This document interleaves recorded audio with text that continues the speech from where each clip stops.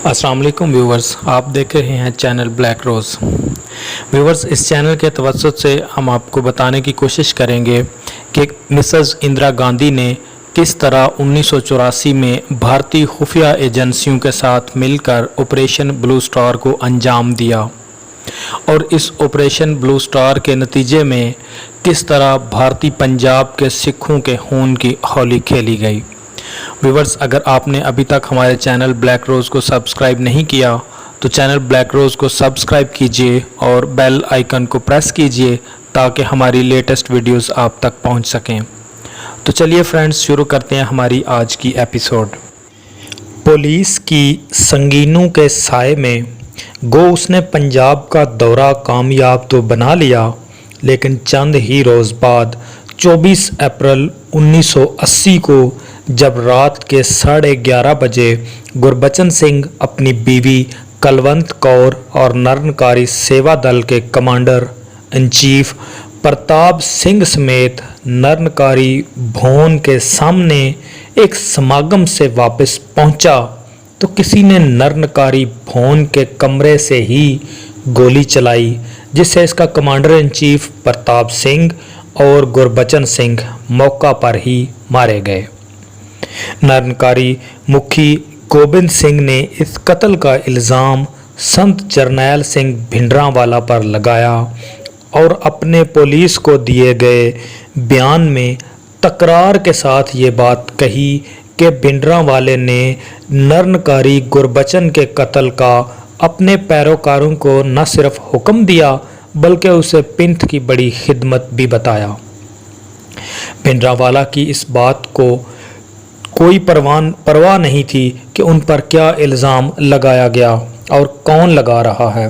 नरनकारी गुरु के कत्ल पर उन्होंने कातलों को खराजे तहसीन पेश करते हुए अलल ऐलान कहा, गुरबचन सिंह के कातलों ने सिख कौम की पांव तले रौंदी गई इज्जत और गिरती हुई मूंछ और अपनी माँ के पिए दूध की लाज रखी है और गर्दन पर घुटना रखकर शहीदों के खून का बदला लिया है। प्रताप कौर नाम था उसका। उम्र तो उसकी 40 के लगभग रही थी, लेकिन इस उम्र में भी वो सर तपा क़यामत थी। बहुत बड़े बड़े सरकारी अफसर की बीवी होने के नाते उसने बड़ी तेज़ी से कामयाबी की मनाज़िल तय की थीं। अमृतसर से लुधियाने तक उसकी धूम मची हुई थी। लोग समझते थे कि उसके हामंद की तेज़ी से तरक्की का राज क्या है। पुलिस इंस्पेक्टर से वो दिनों में एसएसपी बना था।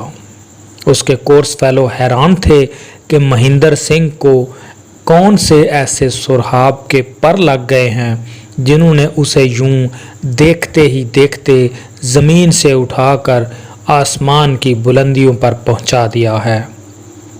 हालांकि वो अपने डिपार्टमेंट के लिए हमेशा एक बदनुमा दाग रहा था। उसकी रिश्वत सतानी के किस्से ज़बान ज़दे आम और ख़ास थे।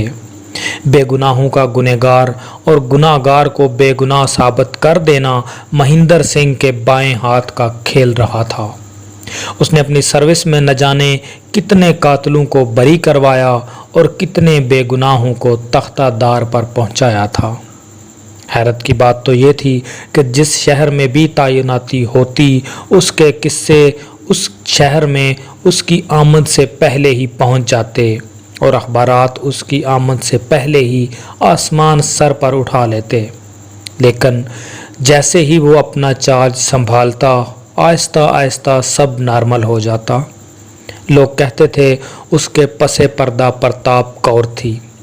किसी भी अखबार के एडिटर को उसकी महज एक झलक ही काफ़ी थी। उसके पास किसी को भी राम कर लेने के लिए सब कुछ था। हुस्न, जवानी, दौलत, शबाब और सबसे बढ़कर धमकी। वो धमकी जिस पर वो अमल कर देने की कुव्वत भी रखती थी। जब कभी भी ईमानदार अफसर ने महेंद्र सिंह की हरकत का नोटिस लिया, उसे मुंह की खानी पड़ी। प्रताप कौर एक रात घर से बाहर रहती और सारा काम ओके करवा कर वापस लौट आती। اس کی رنگینیاں زبان زدے خاص و عام تھیں، بڑے بڑے اعلیٰ افسران اس کی قربت کے مشتاق رہتے تھے۔ جس شہر میں بھی وہ ہوتی وہاں کی راتیں اس کے دم سے دن کی روشنی کو شرمانے لگتیں۔ کوئی تقریب اس کے بغیر مکمل نہیں ہوتی تھی۔ پرتاپ کور کو علم تھا کہ کس افسر کی کون سی نبض پر ہاتھ رکھ کر وہ اپنا کام کروا سکتی ہے، لیکن جس روز لوگوں نے سنا کہ اس نے دربار صاحب میں مستقل ڈیرے ڈال دیے ہیں تو بڑے بڑوں نے اپنے دانتوں میں انگلیاں لے لیں۔ نہ جانے اسے کیا ہوا کہ وہ ایک روز جب کسی ترنگ میں دربار صاحب متھا ٹیکنے لگی تو وہاں سنت جرنیل سنگھ بھنڈراوالا کا گوربانی پر لیکچر ہو رہا تھا۔ خدا جانے اس کے دل میں کیا سمائی کہ واپسی کا ارادہ ترک کر کے وہ سنت جی کا لیکچر سننے بیٹھ گئی۔ اس کے ہمراہی حیران تھے کہ پرتاپ کور بیٹھ کر اٹھنے کا نام ہی نہیں لے رہی تھی۔ پہلے تو انہوں نے اسے بھی پرتاپ کور کی کوئی ادا جانا اور سوچا کہ وہ تھوڑی دیر بعد اٹھ کر آ جائے گی، لیکن ان کی حیرانی پریشانی کا روپ دھارنے لگی جب پرتاپ کور نے واپس جانے سے صاف انکار کر دیا اور کہا کہ وہ اب باقی ساری زندگی سنت جی کے چرنوں میں ہی گزارے گی۔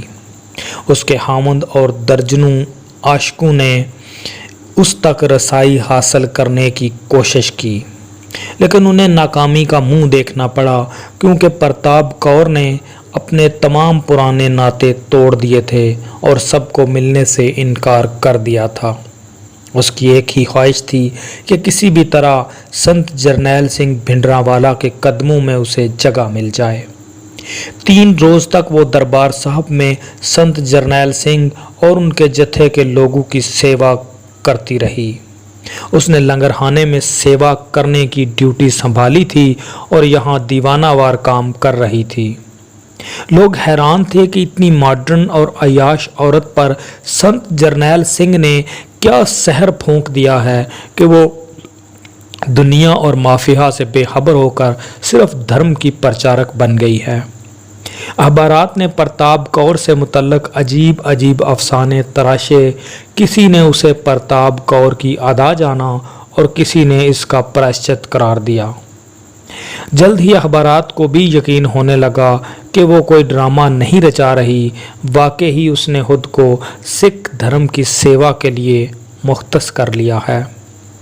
10ویں روز پرتاپ کور نے سنت جرنیل سنگھ بھنڈراوالا کے ہاتھوں امرت سنچار کر لیا۔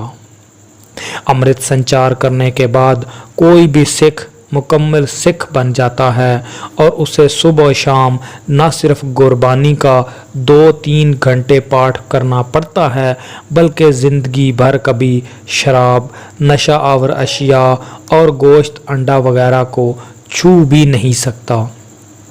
یہ معمولی فیصلہ نہیں تھا۔ زندگی کی ساری عیاشیوں کو اچانک تیاگ کر ایک رستہ اپنا لینا تلوار کی دھار پر چلنے والی بات تھی۔ یہ 10 دن اس نے دربار صاحب ہی میں بسر کیے تھے۔ اس درمیان اس کی قیمتی پوشاک اتر گئی تھی۔ اپنے جسم پر موجود تمام زیورات اس نے سنت جی کے قدموں میں رکھ دیے اور اس سے حاصل ہونے والی آمدنی بھنڈراوالا کے جتھا کے سپرد کر دینے کا اعلان کیا تھا اور سکھی بانا پہن لیا تھا۔ اس نے اپنے سر پر جتھے کی سکھ عورتوں کی طرح پگڑی باندھ لی تھی، جس پر دوپٹہ اوڑھا جاتا تھا۔ پرتاپ کور کے گلے میں نہ صرف چھوٹی سی کرپان رہتی تھی، ایک بڑی کرپان اس نے اپنے ہاتھ میں بھی تھامنا شروع کر دی تھی۔ سنت جرنیل سنگھ اپنے جتھے کے ساتھ ان دنوں پنجاب کا طوفانی دورہ کر رہے تھے۔ وہ گاؤں گاؤں جاتے، سکھوں کو ان کی مذہبی تعلیمات سے آگاہ کرتے، ان کے تباہ شدہ حال اور بھیانک مستقبل کی تصویر انہیں دکھاتے اور انہیں اپیل کرتے کہ اب بھی وقت ہے کہ وہ اپنی حرکتوں سے باز آ جائیں اور ہندوؤں کے ہاتھوں بندروں کی طرح ناچنے کی بجائے اپنے قومی تشخص کی فکر کریں، جسے تباہ کرنے کے لیے بھارتی حکومت ایڑی چوٹی کا زور لگا رہی ہے۔ संत जरनैल सिंह जिस गांव या शहर में तबलीग के लिए जाते, वहाँ के सिखों को ख़ास तौर पर इस बात की नसीहत करते कि वो मुसल्ला रहा करें। उनकी ये हुसूसी हिदायत थी कि पंजाब के हर देहात में 2 मोटरसाइकिल और 4 राइफलें होना ज़रूरी हैं।